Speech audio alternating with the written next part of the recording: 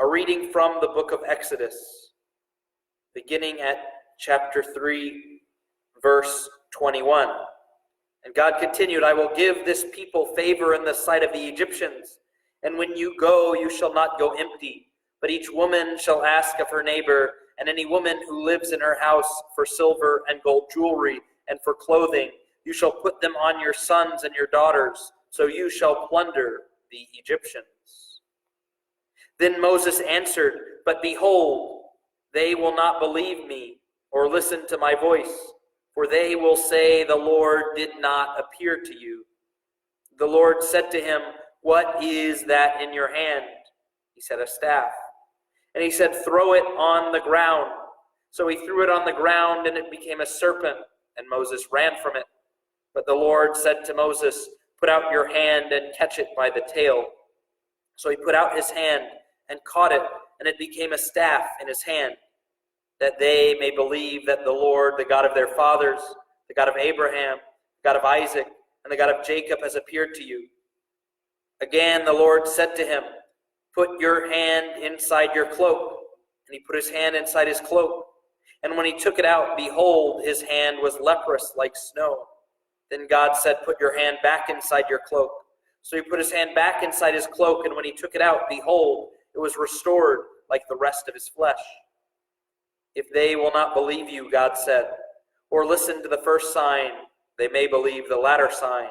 If they will not believe even these two signs or listen to your voice, you shall take some water from the Nile and pour it on the dry ground, and the water that you shall take from the Nile will become blood on the dry ground.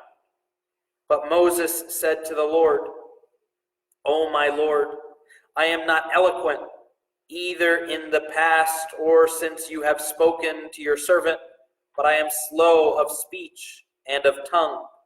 Then the Lord said to him, who has made man's mouth?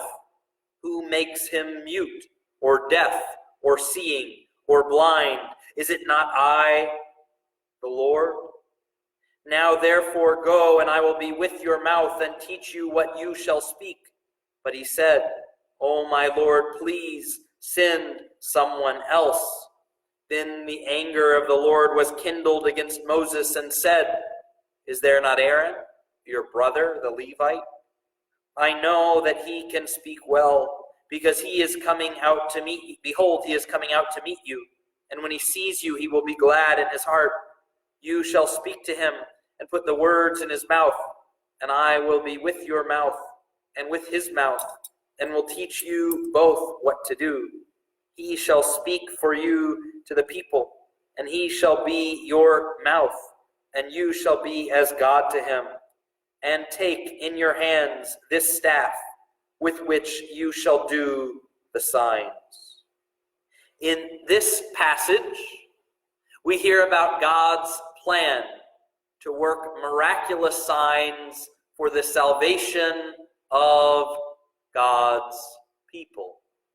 His plan to work miraculous signs through Moses, turning a staff into a snake, turning his hand leprous, and finally turning the Nile red with blood. But despite meeting God, despite encountering his power, Moses is afraid to speak. His lips are tied. His heart is trembling. And he says something that is sinful. He says, God, can you send somebody else? God, can you choose somebody else who can speak? And even though he is weak, even though he refuses to do what God has asked him to do, God listens to his prayer. And God says, I will send you to speak, but I will send you to speak through your brother. It would have been better if you would have been obedient, but even if you will not be obedient, still I will be faithful. Still I will give you a chance. And so we see in our own lives, God gives us opportunity after opportunity, chance after chance to proclaim his name, to have no fear, and to follow him.